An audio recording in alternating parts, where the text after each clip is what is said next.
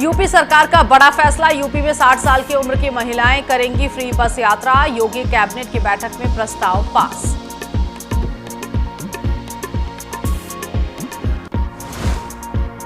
BPSC TRE 4 को लेकर पटना में छात्रों का हंगामा। डाक बंगला चौराहे पर पुलिस से झड़प, एक छात्रा का फटा सिर।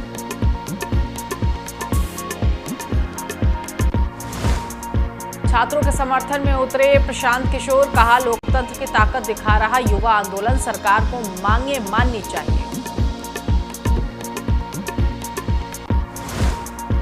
दिल्ली नोएडा के कई इलाकों में झमाझम बारिश, मौसम हुआ सुहाना, तापमान में गिरावट, कई जगह जलभराव की आशंका।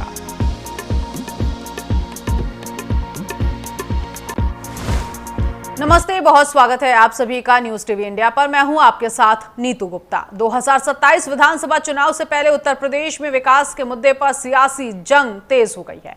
मुख्यमंत्री योगी आदित्यनाथ ने रोजगार, निवेश, कानून व्यवस्था को लेकर अपनी सरकार की उपलब्धियां गिनाई।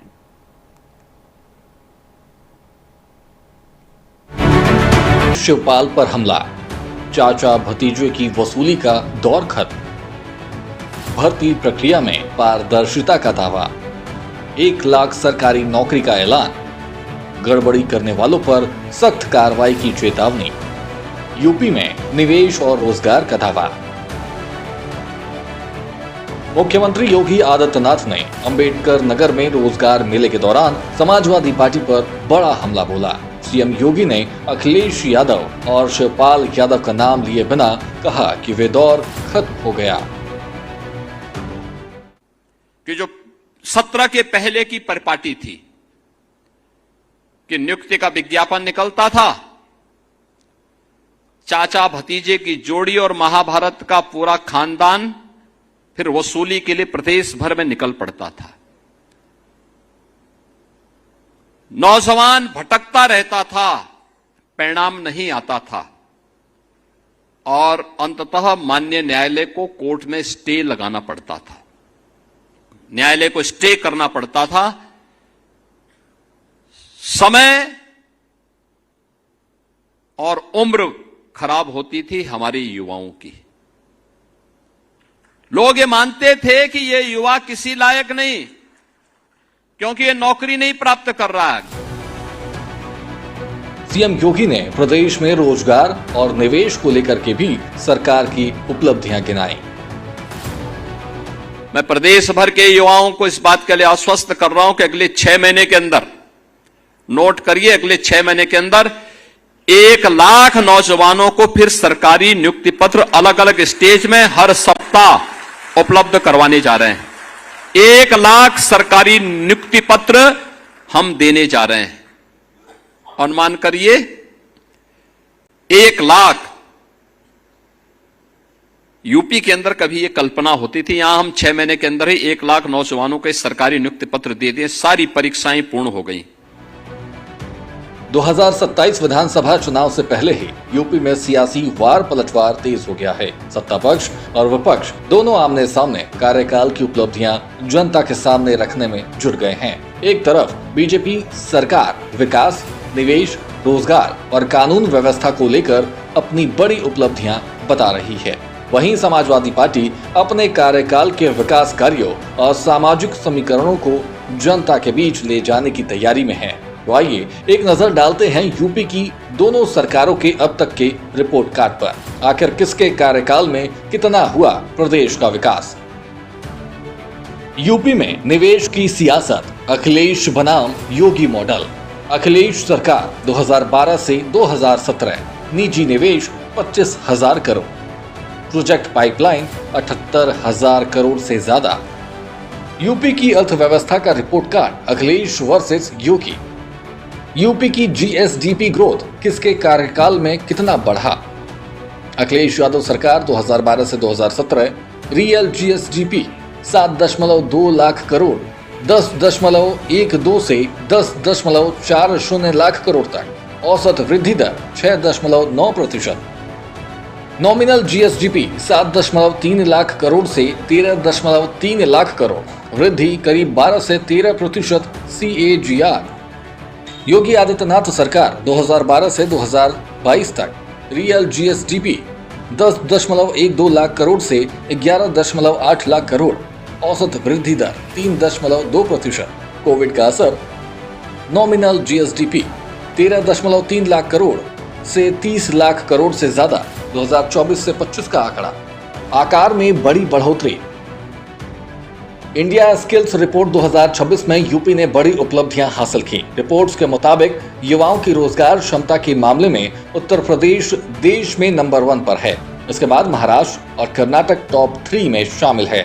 रिपोर्ट में यूपी को सबसे ज्यादा एम्प्लॉयबल राज्य बताया गया है। वहीं केरल, पंजाब, मध्य प्रदेश समेत कई राज्यों में भी टॉप 10 में जगह बनाई है।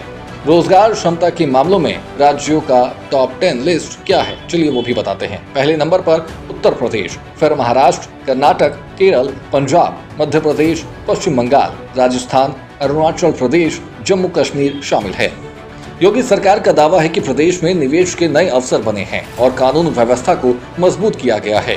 अपराध और माफियाओं पर कार्रवाई को सरकार अपनी बड़ी उपलब्धियों के तौर पर पेश करती है। हालांकि प्रदेश में बेरोजगारी, महंगाई और युवाओं की उम्मीदों जैसे मुद्दे अब भी बड़ी चुनौती बने हैं। विपक्ष इन मुद्दों को चुनावी हथियार बनाने की कोशिश कर रहा है, लेकिन अभी तक वे इन मुद्दों को बड़े जन आंदोलन या मजबूत राजनीतिक नैरेटिव में बदलने में सफल नहीं दिखा है। 2027 विधानसभा चुनाव में जनता के सामने सबसे बड़ा सवाल यही होगा कि विकास, रोजगार और कानून व्यवस्था के मुद्दों पर किस सरकार के दावों पर भरोसा किया जाए। Bureau report. उधर इलाहाबाद हाई कोर्ट ने स्कूल यूनिफॉर्म के साथ हेड स्कार्फ पहनने की मांग वाली याचिका पर बड़ा फैसला सुनाया। कोर्ट ने मुस्लिम छात्रा की याचिका खारिज करते हुए कहा कि हेड स्कार्फ पहनना इस्लाम की अनिवार्य धार्मिक प्रथा है। ऐसा साबित करने के लिए पर्याप्त तथ्य पेश नहीं किए गए। अब विवाद भी शुरू हो चुका है।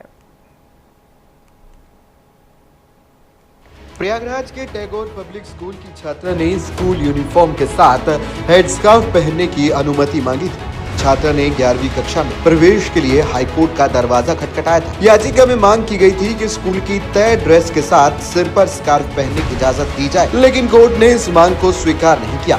हाईकोर्ट ने कहा कि याचिकाकर्ता ऐसा कोई कानूनी आधार या तथ्य पेश नहीं कर पाई जिससे ये साबित हो सके कि हेडस्कार्फ पहनना इस्लाम में जरूरी धार्मिक प्रथा है। कोर्ट ने साफ किया कि शिक्षण संस्थानों में तय यूनिफॉर्म नीति का पालन जरूरी है। स्कूल प्रशासन को अपनी ड्रेस कोड लागू करने का अधिकार है। भाई देखिए, एक ये मैटर था, एक बच्ची थी, वो एक स्कूल में पढ़ती थी, क्लास 6 में उसने एडमिशन लिया था, तो वहाँ पर वो हेड कवर करने के लिए एक स्कार्फ पहनती थी बचपन से ही, तो उसी में वो रेगुलर स्कूल जाती थी।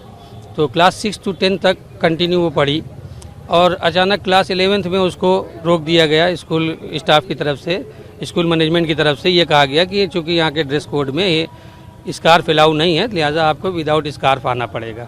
तो उसी में उसने कई एप्लीकेशंस मूव की। फिर हम लोगों ने एक यहाँ पर रिट याचिका की जिसमें माननीय उच्च न्यायालय ने दो हमारी दलीलें भी सुनी और कई एक हम लोगों ने नज़ीरें भी पेश की, जिसके बाद ये निर्णय आया कि नहीं, स्कूल का ड्रेस कोड अपना वो खुद निर्धारित कर सकता है और उन्होंने उसी के बिहाफ पे इसको डिसमिस किया और ये कहा कि नहीं, स्कूल जो है जनरल बच्चों के लिए कोई एजुकेशन है, वहाँ सभी धर्म के लोग पढ़ते हैं, उसमें किसी के लिए स्पेसिफिक परमिशन नहीं दी जा सकती।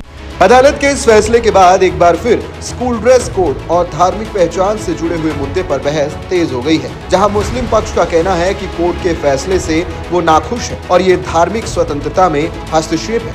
देखिए, हाईकोर्ट का जो फैसला आया है हिजाब को लेकर बहुत अफसोसनाक फैसला है और बेशक कोर्ट के फैसले का सम्मान होना चाहिए, मगर जिस तरीके से हम हिंदुस्तान में रहते हैं, यहाँ हर धर्म हर मजहब को आज़ादी है पूरी तरीके से।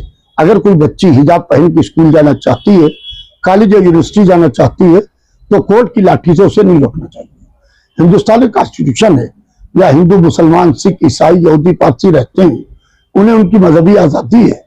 तो इसका मतलब ये नहीं है कि आप कोर्ट से पूरी तरीके से आदेश दे के और आप उसकी मजहबी आज़ादी को छीन लें, ये मेरे ख्याल से कॉन्स्टिट्यूशन के खिलाफ हो।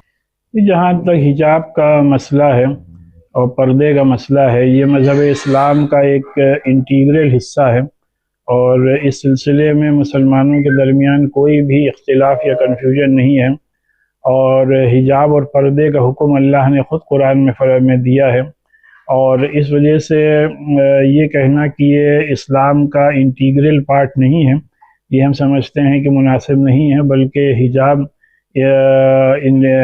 हिजाब इस्लाम का एक इंटीग्रल और अटूट हिस्सा है। और जहाँ तक स्कूल्स का सवाल है तो ज़ाहिर बात है जो स्कूल्स की यूनिफॉर्म है वो सभी बच्चों को पहन के जाना है, उसकी पाबंदी करनी है। और लेकिन जो बड़ी बच्चियां हैं उनके लिए हिजाब अलाउ होना चाहिए, जिस तरीके से दूसरे मज़ाहिब के लोगों को अपने जो उनकी रिलीजियस सिग्निफिकेंस के तहत जो चीज़ें पहन के जाने होती हैं वो जाते हैं।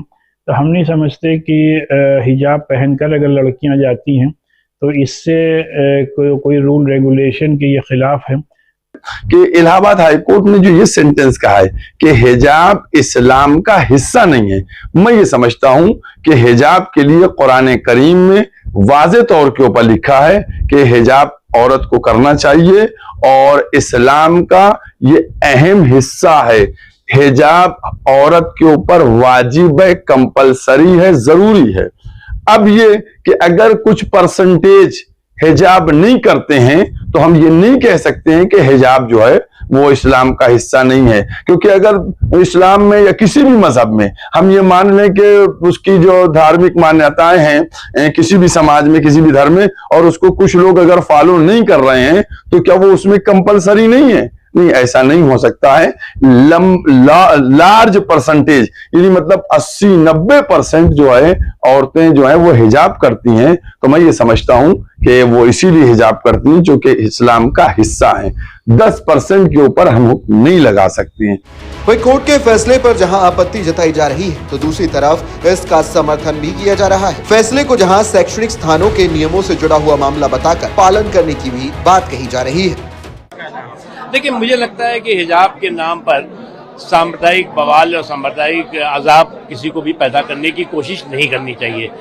जो संस्थान है, जो शैक्षणिक संस्थान है, जो एजुकेशनल इंस्टीट्यूशंस हैं, उनके अपने जो है वो ड्रेस कोड होते हैं, उनकी अपनी जो है वो अनुशासन होता है, उनकी अपनी जो है व्यवस्थाएं होती हैं, और उस ड्रेस कोड का, उस अनुशासन का, उस व्यवस्था का सबको सम्मान करना चाहिए।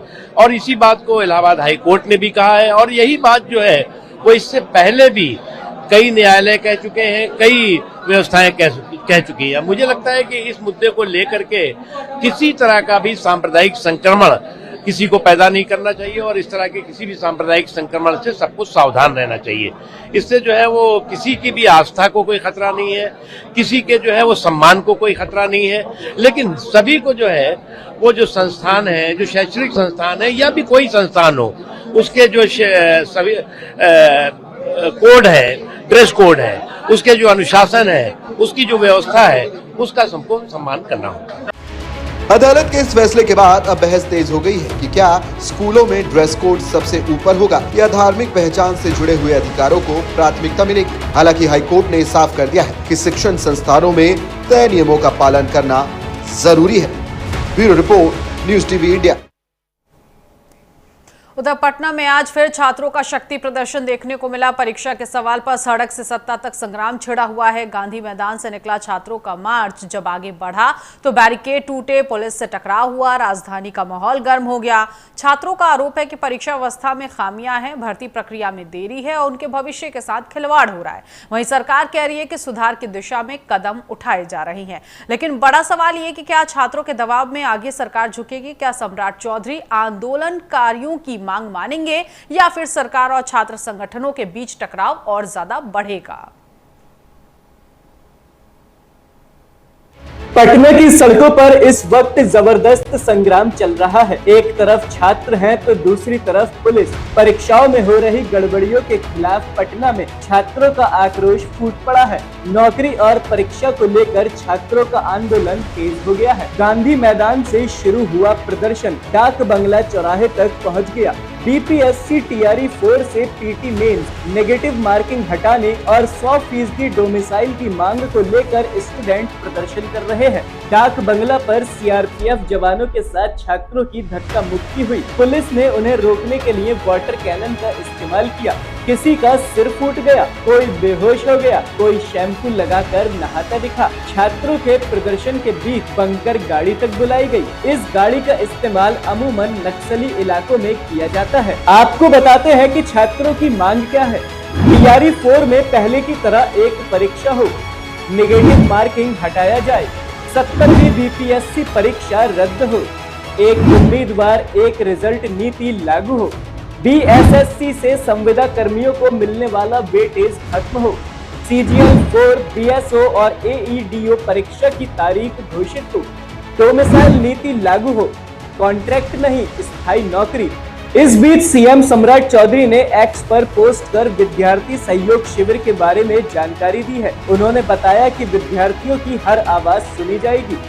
बिहार सरकार द्वारा विद्यार्थियों की समस्याओं, शिकायतों एवं सुझावों के त्वरित और समयबद्ध समाधान के लिए आज से विद्यार्थी सहयोग शिविर की शुरुआत की जा रही है। हर महीने चतुर्थ मंगलवार को शिक्षण संस्थानों में आयोजित होने वाले इन शिविरों में विद्यार्थी अपनी समस्याएं सीधे सरकार और संबंधित अधिकारियों के समक्ष रख सकेंगे। साथ ही विद्यार्थी सहयोग पोर्टल एवं हेल्पलाइन 1100 के माध्यम से विद्यार्थी अपनी शिकायतें ऑनलाइन दर्ज कर उनकी स्थिति भी जान सकेंगे। विद्यार्थियों की हर बात सुनी जाए, हर समस्या का समाधान हो, यही संकल्प, यही प्रयास।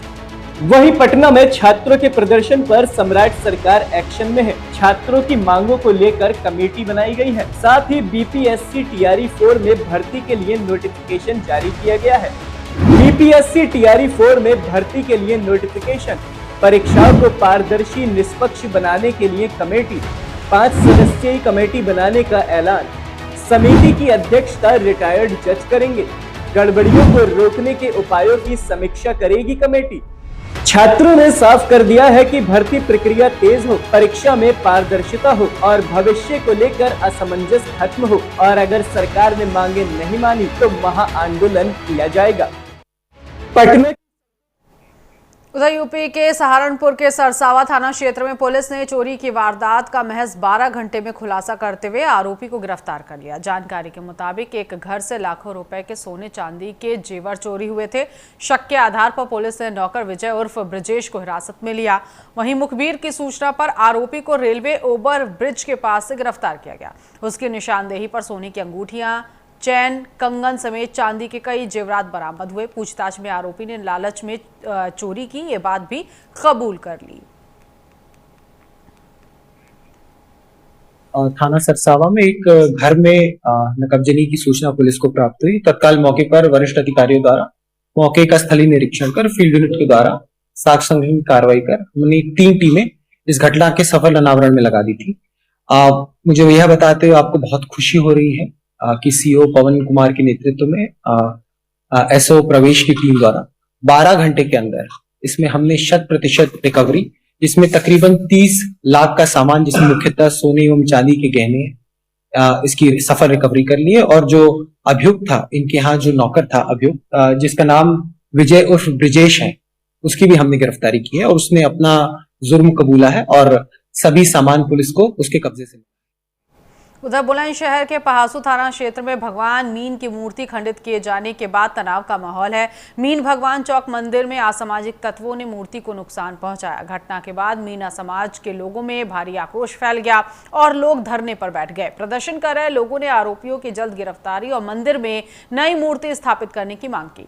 सूचना पर सीओ शिकारपुर समेत पुलिस टीम मौके पर पहुंची और लोगों को समझाने की कोशिश की गई। अब पुलिस मामले की जांच कर रही है। सुल्तानपुर में पूर्वांचल एक्सप्रेसवे पर रोडवेज बस और मैजिक की जोरदार टक्कर हो गई। जानकारी के मुताबिक बस लखनऊ से आजमगढ़ जा रही थी। दुर्घटना में बस के 13 यात्री और मैजिक चालक, क्लीनर समेत 15 लोग घायल हुए हैं। सूचना मिलते ही पुलिस और एक्सप्रेसवे राहत टीम मौके पर पहुंची, बचाव कार्य शुरू किया। सभी घायलों को अस्पताल में भर्ती कराया। पुलिस मामले की जांच कर रही है।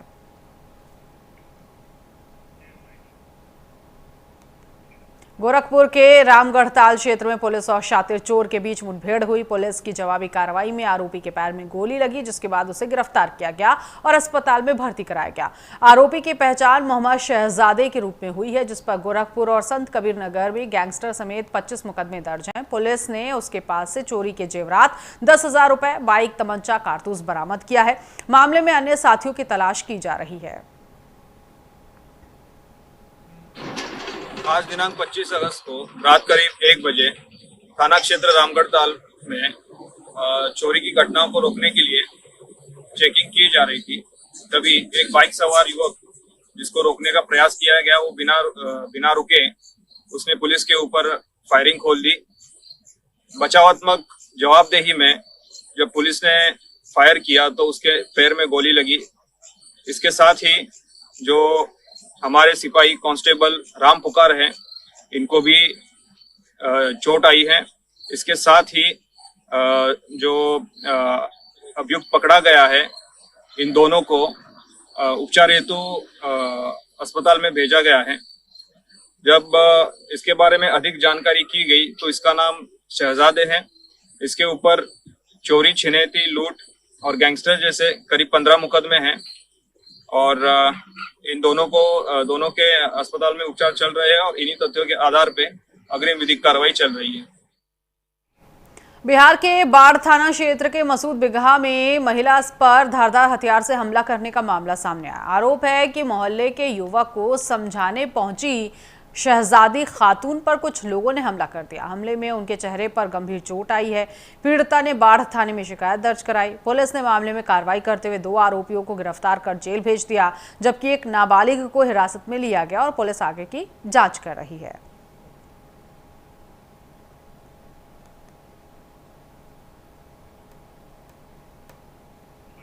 लड़का जैसे फोन करता था लड़की के पास, इनकी शहजादी खातून की लड़की है, लड़का फोन करता था गोलू, तो गोलू फोन करता था तो वो पहले से ही मतलब अब तो शादी हो गया, उसका 3 बच्चे की माँ हो गई, तो अब तो फोन नहीं करना चाहिए उसको, ये तो बदतमीजी हुआ। तो इस वजह से शहजादी खातून और शहजादी खातून का बेटा असलम, मोहम्मद असलम गया उसके घर पे कि मेरी बहन को फोन क्यों करता है, बार बार टॉर्चर करना, उसका शौहर सुन लेगा तो छोड़ देगा ना उसको, ये गलत बात है। तो वो लोग कहा क्या कि नहीं, इसे कभी नहीं छूटेगा, कभी नहीं। तुम लोग आया मेरे दरवाजा पे, सबको निकाल के तलवार, कोई छुरा, कोई कुछ, इसको शहजादी खातून को चला दिया चापड़, ऐसे कट गया सर। अभी भी बोल नहीं सकती है सही से। क्या जी, हमला कौन कर रहा था? हमला गोलू है, एक मंगड़ू है, एक छोटा वाला का छोटू नाम है और बाप का नाम है। पटना में आयोजित भोजपुरी बवाल के ग्रैंड फिनाले कार्यक्रम में मुख्यमंत्री सम्राट चौधरी ने बिहार में फिल्म निर्माण को बढ़ावा देने पर जोर दिया। उन्होंने कहा कि सरकार फिल्म कलाकारों और निर्माताओं को हर संभव सहयोग देगी।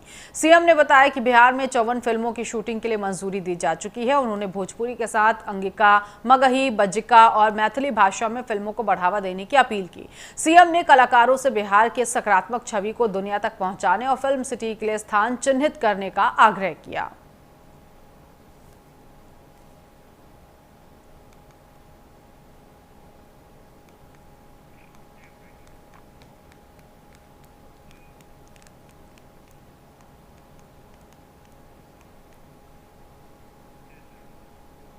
'बिहार में सत्ताधारी जेडीयू के एमएलसी खालिद अनवर के बयान के बाद सियासी हलचल तेज हो गई है। मोतिहारी में उन्होंने कहा कि देश में मुसलमानों को अलग थलग करने और डर का माहौल बनाने की कोशिश हो रही है। उन्होंने मुस्लिम समाज से एकजुट होकर आगे आने की अपील की। खालिद अनवर ने कहा कि 22 नवंबर को मोतिहारी से मुसलमानों के लिए एक बड़े सियासी संदेश की शुरुआत होगी। वहीं बिहार की राजनीति पर उन्होंने कहा कि सम्राट चौधरी को नीतीश कुमार के रास्ते पर चलकर विकास को आगे बढ़ाना होगा।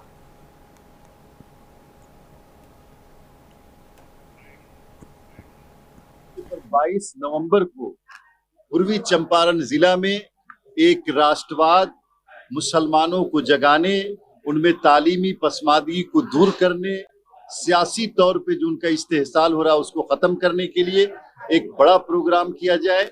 यहाँ से मुसलमानों के सियासी इनकलाब की एक तारीख लिखी जाएगी और मुझे यकीन है कि पूरे भारत में मुसलमानों में बेदारी आएगी और जो नफरतें बांटी जा रही है, मुसलमानों को आइसोलेट करने की कोशिश हो रही है और जो लोग मुसलमानों का पॉलिटिकल इस्तेहसाल कर रहे हैं उनको उनसे समाज हमारा अवगत होगा, बेदार होगा। देखिए, देश की कुछ पॉलिटिकल पार्टियों ने मुसलमानों को 70 सालों से डरा के रखा है और 70 सालों से ये डराया जा रहा है कि मुसलमानों की जबान खतरे में है, मुसलमानों की शरीयत खतरे में है और मुसलमानों का वजूद खतरे में है।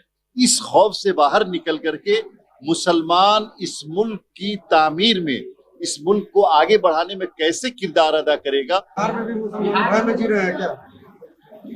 देखिए, ये एक जनरल फिनोमेना है, एक साइकी जो आजादी के बाद से लगातार कुछ पॉलिटिकल पार्टियों ने क्रिएट की और उससे अब मुसलमान तो धीरे धीरे निकल रहे हैं और आगे निकले। और जो लोग चाहते हैं कि मुसलमानों को बेअसर कर दे, इररिलेवेंस कर दे पॉलिटिक्स के अंदर, जो साजिशें हो रही हैं, उससे भी बाहर निकलने की जरूरत है। मुसलमानों की नुमाइंदगी पार्लियामेंट में कम हो रही है, असेंबली में कम हो रही है और कई जगहों पे कम हो रही है। मुसलमानों को स्टेज पे बुलाने से भी कुछ पॉलिटिकल पार्टियां डरने लगी हैं। इससे कैसे समाज को निकाला जाए। और इसी के साथ इस बुलेटिन में अभी के लिए बस इतना ही। नमस्कार।